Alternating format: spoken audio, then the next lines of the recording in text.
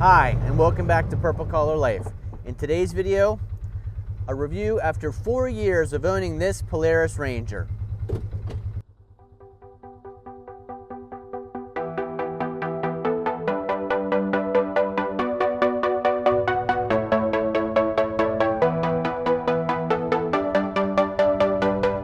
This is our Polaris Ranger Crew. This is a 2011 year with the 500 EFI engine in it, fuel injected. This thing has been on the channel quite a bit because we do a lot of firewooding with this Polaris Ranger.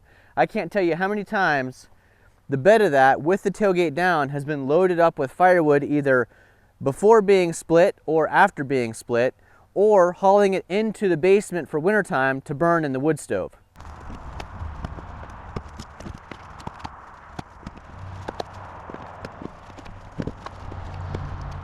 So even though this is a 2011, I bought it in 2019 with very low miles an hour. So you can see we are at 2,168 miles. And if we scroll through here,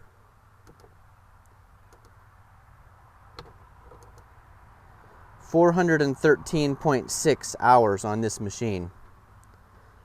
We did a whole video, and I'll put a link to that up above, explaining the drive modes: single rear wheel, locked rear differential, and all-wheel drive. So I'll put that video link up above. You can hear the clicking noise when it switches between those modes. Another thing here on the dash is a 12-volt outlet. We have used that with a spotlight. So sometimes when you're riding this through the woods at night, it's nice to have a spotlight and go looking for deer. So inside here is the glove box. That's where we keep just a rag, the instruction manual, and the little toolkit. Down there's a cup holder.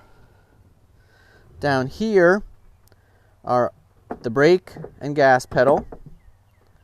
Here's your ignition and light switch. Steering wheel. This model does not have power steering. A little cubby here. I usually throw some safety glasses in there and sunglasses, maybe a screwdriver, so that I always have safety glasses and a screwdriver no matter what I'm doing. Another cup holder here. Here's our gear selector level. So if I turn the key to this position, our headlights are on.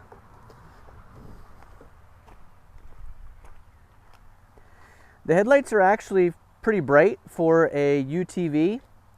Much brighter than a lawn tractor or even any tractor that I own as far as the stock lights. You can see the floor is a nice plastic, so it stays in good shape. It's not going to rust through like some other different brands have metal floor that often are getting replaced because they're rusting through. It does have the ability to be easily hosed out, so a lot of times I have just taken the pressure washer or the garden hose, hosed this floor out when it gets dirty. The unit does have seat belts. Now, when I bought this Ranger used, it needed some work, even though it was low hours. It needed that drive belt replaced, so I did that the first time by myself, and then it actually got done the second time, probably because I didn't do it quite right, by a professional.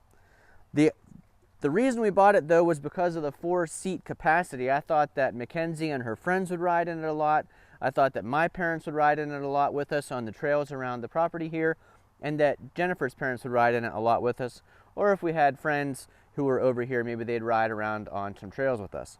What we found is that this back seat rarely got used. Once in a while when Mackenzie's friends were here, and maybe once or twice with my parents and Jennifer's parents. Other than that, this was primarily used just to haul the tripod for shooting videos, maybe some equipment, or maybe even the chainsaw on the floor back here if I had other stuff back in the bed. Now, the bed I used a ton. I love the tilt bed feature. I love that, just like I said about the floor being plastic, this entire bed is all plastic. It's held up really well. It's easy to keep clean. There is no rust, and it's pretty lightweight.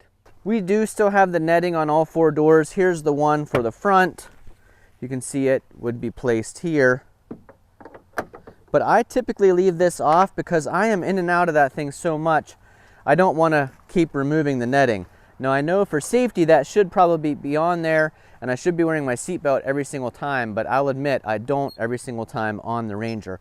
A lot of times I'm just going a short distance in low range at slow speed because I'm going to cut some firewood or pick up some firewood. But if I do go on trails in high range or, you know, out to the end of the driveway, I throw on this seatbelt. It works just like in your car. And if I'm going to be somewhere that I'm really afraid, which I think has happened never, I would go ahead and put the net across the doorway.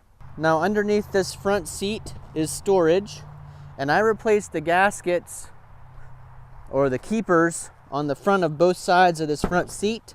You just lift it up and then it slides forward, and this whole bin is storage, which is really nice. You can take these out to fit something longer down in there and then just put these back in when you go to sit down.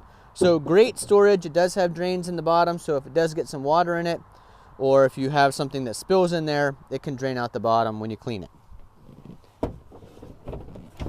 So that is nice about having the 4 seats, that the front one becomes a storage space.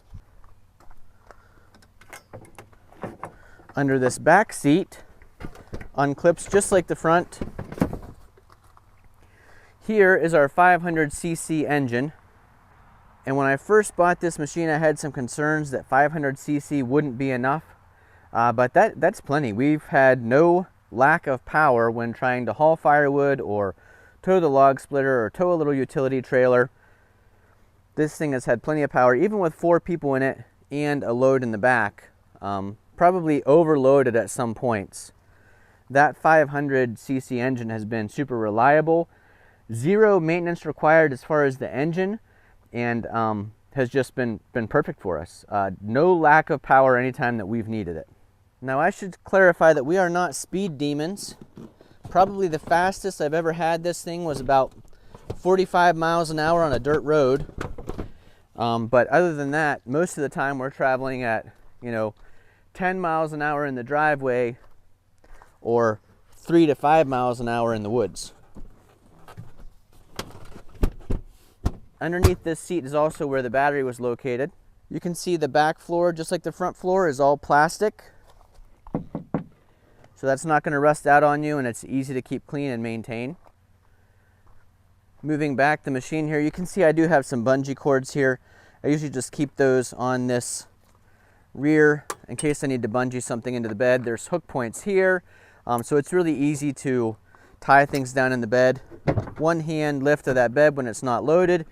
You can see the rest of the engine and transmission are back here underneath the bed section of this side-by-side or UTV. Looking here directly in front of the tire and inside the frame, this is your drive belt.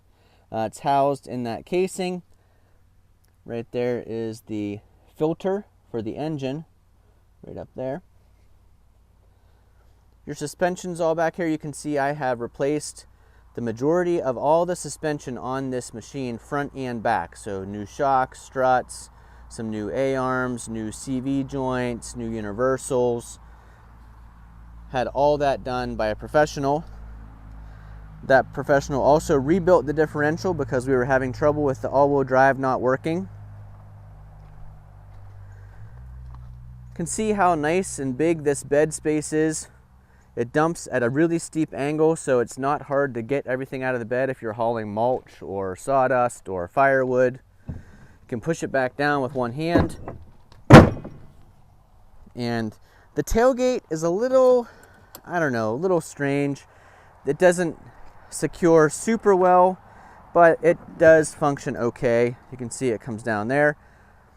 We have had it happen before where when we're tilting the bed down, if you're on top of something, it'll be at just the perfect angle where the tailgate will actually come off the bed, but it's easy to put back on.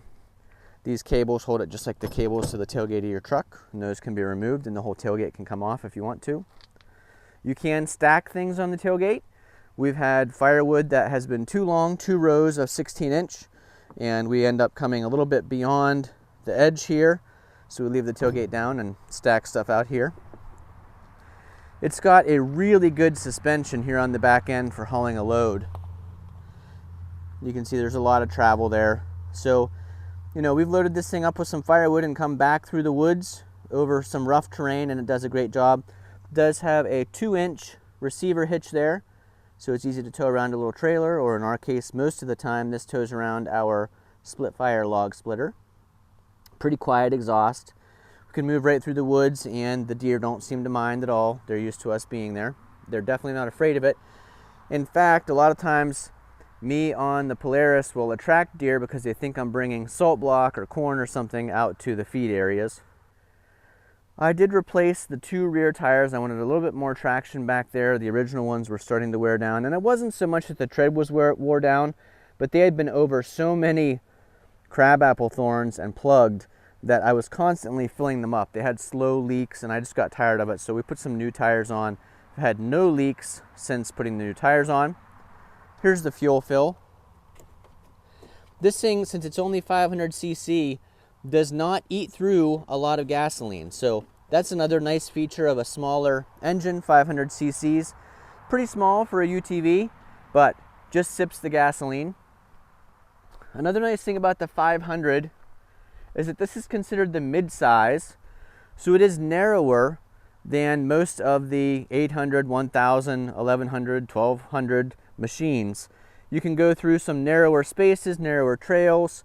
You can hollow it on a narrower trailer. So that's one nice thing about the mid-size.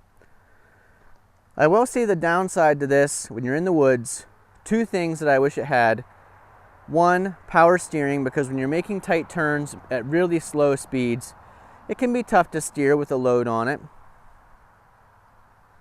And 2, we have a makeshift roof here, but I wish it had a real roof with a real windshield. I have done the vinyl windshields in the past. They're okay in the wintertime. They keep the wind and rain and snow off your face.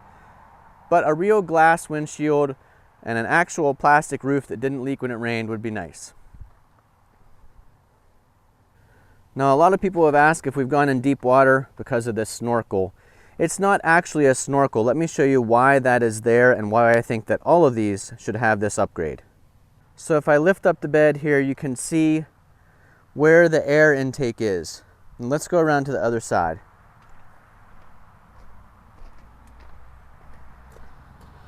So this air box is where it gets its fresh air to feed the engine. The problem is that this filter was constantly getting dusty because all the dust from your front end and your front tires comes under the machine, gets sucked into this air box, and then gets that filter really dusty.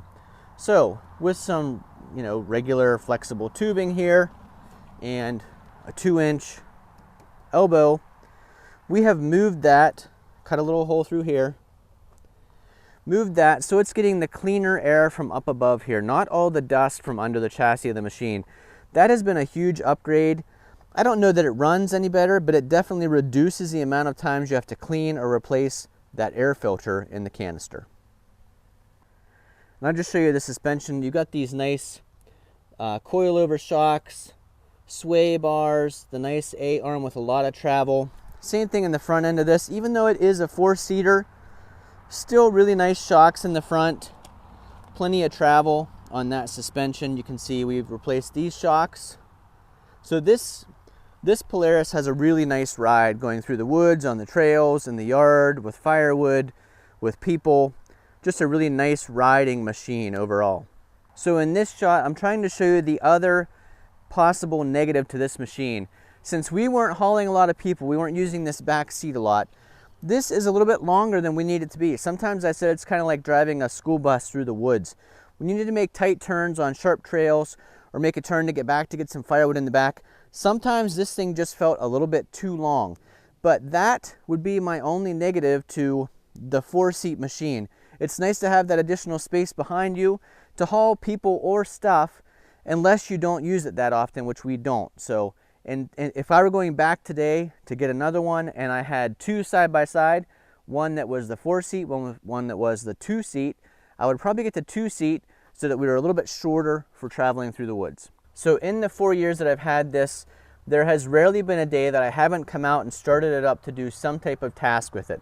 A UTV is just kind of an all-around use vehicle, perfect for if you've got lots of land like us and you're spending time in the yard. Jennifer has done a lot of mulch work with this. She takes it out to the end of the driveway to work on flowers, She'll go up into the grove and do some stick cleanup. We've done raking leaves and then piled them in the back of this, take it back in the woods and dump them out. When we're cleaning up from decorations, so let's say all our fall decorations on the front porch, we put all the pumpkins, the corn stalks, all that stuff in the bed. I haul it back in the woods and dump it. So it is really a great all-around use vehicle. I have basically no complaints about this for having it for the last 4 years. It's been reliable. We did have that issue with the all-wheel drive. Took a professional to fix it. We replaced a lot of the suspension at the same time, so that was an expensive bill, about $1,000 in parts and somewhere around $1,000 in labor. So, you know, that's a lot to put into a machine. But then again, these machines are not inexpensive. If you can find one used at a decent price that doesn't need a lot of work, you're pretty lucky, because these really maintain their value. And I think people really hold on to them because once you have one, you can't really imagine living without one. They're so useful. Hopefully this video was informative and entertaining. Just some thoughts on 4 years of owning this Polaris Ranger 500 EFI Crew with the dump bed. All right, I gotta get back to work.